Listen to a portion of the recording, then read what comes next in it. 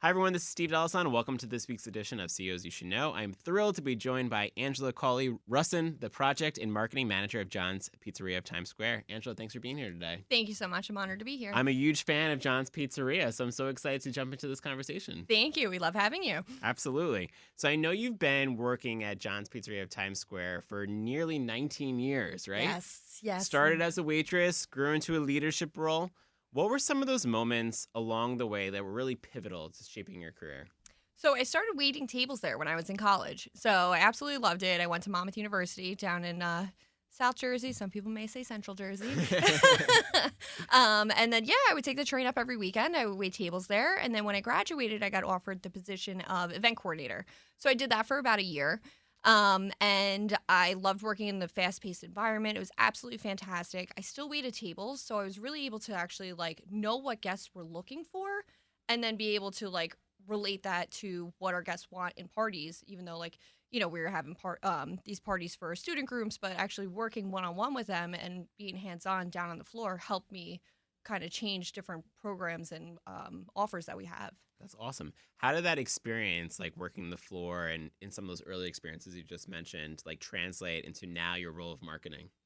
So a lot of our guests are tourists from all over the country, all over the world. So being down there and actually talking to the guests one-on-one, I was able to actually see what they were looking for, what they were used to, and then just be able to see do you have this? This is kind of something like what we would have back at home, say garlic knots.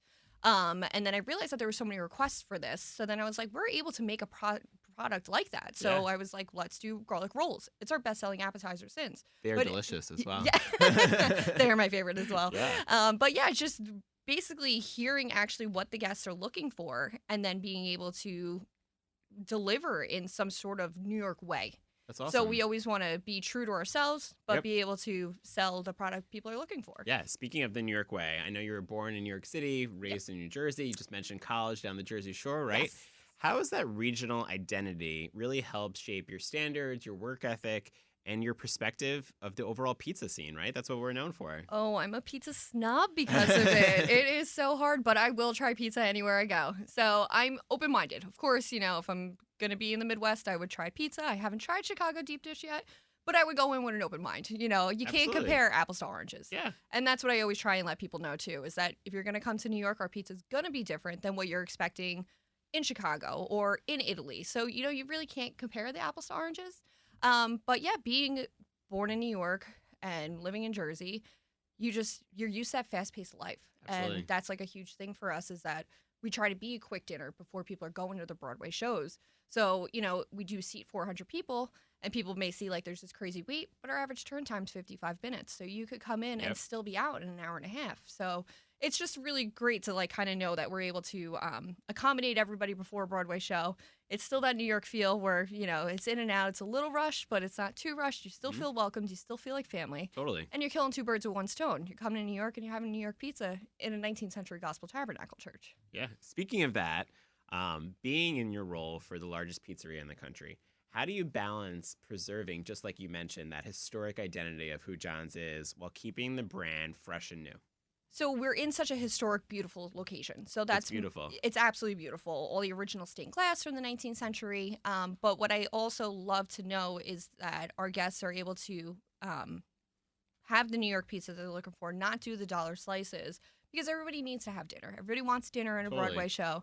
Why not do it at a mom and pop place? We are a mom and pop place, as opposed to supporting, the chains where they can eat them anywhere. You can eat Olive Garden in Idaho, so Right. Why not have New York pizza? Pizza and bagels in New York. That's what I always tell everybody. Yep. So when you're coming to New York, that's what you need to do, and you might as well do it in a historic location. It's incredible. It's beautiful for anyone that has not been there. It really is. I know that you brought insights from some of your global travel, right? Yes. Into the pizzeria. Can you share an example of how some of those travels might have inspired you on a cultural or hospitality way to be really innovative at John's? So I have a lot of my family's in Ireland and England. So I usually am in Europe once or twice a year. Ireland always Lucky. once a year. Yes, it's beautiful. I absolutely love going. But I do notice where people are, you're seeing the locals. You're seeing how they dine. How there could be a slower pace of life. Like when you say when you go to eat in Italy, Hmm. it's a part of your evening. It's not a part to refuel. So you're actually supposed to sit there, enjoy the process and everything like that. So I did realize that we do sometimes have to slow things down for the guests that are actually making an evening of this, the people that aren't going to a Broadway show. But then also when you're going to, other countries, even other cities, you see people want to try the local beers. So we started incorporating bringing in New York local beers Awesome. because people want to do that. But then we also I started seeing that there was people that wanted to try just the staples, don't go too far fetched. Hmm. So, people, if they want a Heineken, we brought in Beer Moretti because it's a fantastic Italian lager. But yeah, so I always try and see like what people are doing. I'm always aware of my surroundings. I love watching. I'm a people watcher for sure. Love I could dine by myself, no problem. I would just create all the scenarios in my brain of what everybody's doing. But yeah, so it's just I love people watching. I like seeing how everybody is treated in different restaurants and all around the world, how they experience their dinner, and what they're looking for as well. That's awesome. We talked about this a little bit earlier. Obviously, being from New York, it's fast paced, but being in Times Square, it's also very fast paced. Yes. How do you maintain that fast paced environment while leading a team? So with our fast paced environment, the fastest time of the day is always pre-theater. So Mhm. whether it be a matinee on Wednesday, Thursday, or Saturday, or sometimes a Sunday show, or pre-theater in the evening, that's when we're a little bit more fast-paced because we know people aren't sitting there and wanting to hang out. And, they have places to go, Broadway shows to Yeah, see. absolutely. But yeah, so I mean, with kind of keeping up with that, we do make all pizzas to order. So, we always let our guests know that it's going to be about 20 minutes for a pizza from once it's ordered to your table. But when the guests are there, I mean, they can eat at their leisure or they can eat as quickly as they want. So we always try to make sure that people know that like this is on your time. Our average, table time is about 55 minutes. But people do stay for an hour and a half because they have no place to go. Yeah. And by all means, please do. We have a fantastic cocktail list. Yep. We have, desserts, everything. We're a full service restaurant. We're not just pizza. Absolutely. So we have all the appetizers, Italian pastas. I'm a huge fan of the sandwiches. Caesar salad. It's the best Caesar salad in New York. The dressing is absolutely Incredible. fantastic. And the cheese. Yes, Yum. absolutely fantastic. You can never go wrong with No. that. And our house salad too. We make our own vinaigrette dressing at the I gotta check restaurant it out. too. So it's so good. We're hoping to bottle that one day. So All right, that we have cool. tried a whole bunch of different ways that people have tried to bottle it for us, and it's just we want it to be where if you were at John's, it's the same product as if you were at home. Yep. So Absolutely. We touched on this a little bit earlier, but John's is really just a one-of-a-kind setting, right? Yes. You have that 19th century church to the open brick ovens. Mhm. How do you strategically tell that story as guests who may not be from New York arrive? So when I'm downstairs, I actually do love when I see people that are looking up or trying to read the back of a menu. We do have the history on the back of the menu because a lot of people do ask.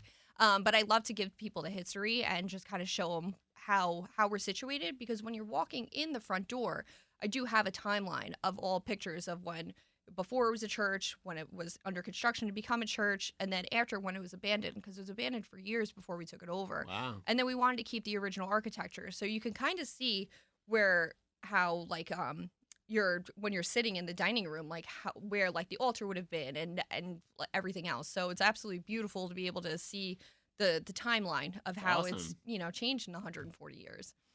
So fast forward. Yes. What is your vision for enhancing guest experiences while maintaining that access and affordability for families and groups? So we're always trying to make sure that when our guests come to New York and they have John's Pizza, that we are the stop that everybody wants to stop and eat. So I know that there's always concerns about dietary restrictions, allergies. We're always trying to make sure that we're creating some sort of Italian alternative Mhm. for those guests. So we brought in vegan cheese for our vegan guests. A big question usually is if our dough has egg. It does not. So we're able to offer a vegan cheese pizza for our vegan guests. That's awesome. We make our own gluten-free pizza. Mhm. So we actually have our own product that we make. It's not any of the ones that come frozen and then we defrost. So we make that product in-house, and it's made with the New York water. So it's still actually a Still fantastic delicious, product. yeah. Yes, New York water is the secret. I don't care what anybody says. That's awesome. So speaking of marketing, right? Yes. How do you take the food, the tourism, that storytelling, and bring them all together for the story about John's when it comes to marketing? So I always think of it as when I like to travel. So I think some of the dinners that I've had whenever traveling are some of my highlights from my trip. So I may have seen something absolutely beautiful that was historic, but I'm always going to remember that fantastic pasta dish I had in Italy or Hmm. the fish and chips in England. I'm always going to remember those Hmm. things. So I hope that when people are coming to John's, they're like, oh, you have to have this fantastic pizza, this great pizza. It's actually in Times Square. I know a lot of people are going to say, don't eat in Times Square, but that's where you have to go. It's a hidden gem because we're on 44th Street. We're on a side street. True. So it's really, really great to know that, like, our guests are repeat guests, and the word of mouth is the biggest marketing that you could ever have. So our families that are coming in, and then they're going back and they're telling their friends, and then their friends are coming, even if it's a few years later, we're still here. Absolutely. So it's fantastic. That's awesome. On the flip side, what are some of the biggest challenges while maintaining projects at such an iconic restaurant?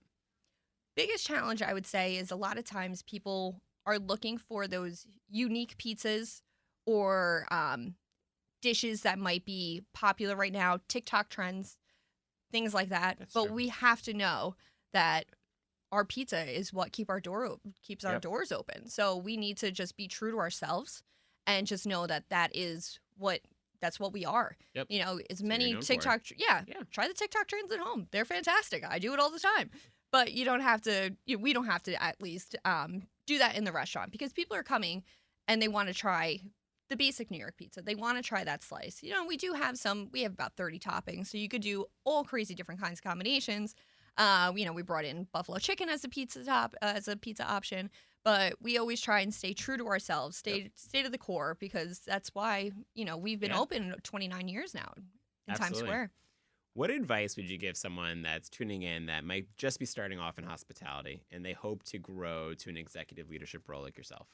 So in hospitality, there's so many different avenues you could take, which is fantastic, where you could be front of house, where if you wanted to grow from being a waitress or a busboy or wherever you may be, to being a manager, to being a general manager. But then there's also the avenues of you could go to back of house or you could go to marketing. And what's great with Times Square is that there's so many different attractions. So that's one of my greatest things is that I love to network with people. So I try and do all the networking events with New York City tourism. Great. We created such amazing partnerships where, you come to John's and you have unlimited pizza for an hour and then entrance to Madame Tussauds or Rise New Nice. York.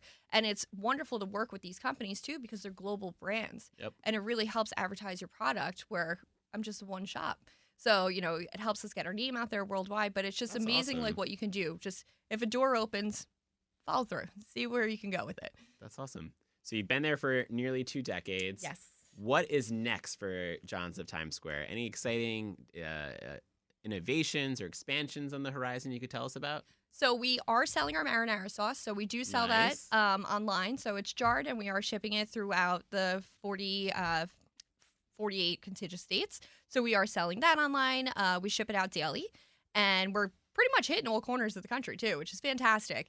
I am working on trying to get our pizzas as a personal size, but to get them into local attractions, even hotels. Very great, cool. great 2 a.m. option after coming home from the bars. That's right. Yeah. So, I'm trying to kind of see if we can get our pizzas to customers, but at a Nice. cost-effective way. Okay. Because if you do ship pizzas, it ends up being very costly because you do That have makes to do sense. dry ice. It has to be overnight. Yep. So that's a little bit further down the horizon. But right now, just try and get it so that people can try our food throughout the city at least. That's awesome. Got to check out one of those jars of sauce. Yes, Sounds delicious. absolutely. I'll bring one over for you. Perfect. We covered a lot. Yes. But is there any last things you want our listeners to know about the mission of John's that we might not have covered? So John's we're supposed to be a fun dinner that you enjoy with family or friends, pre-theater, post-theater. We're always there 7 days a week. And we love having everybody. We love being able to be the number one pizza stop that they stop at when they're here in New York. We know that most trips to New York are only a few days. And, we're honored that we're the place that they choose to have pizza. So that is always our thing is we're grateful and we're humbled that we're able to, continuously serve the best pizza to I love all the that. guests. If someone is tuning in that have not had a chance to stop by, what should they do to find out more information? So we have a website. It's www.johnspizzeria.nyc.com. And pizzeria is PIZZERIA.nyc.com.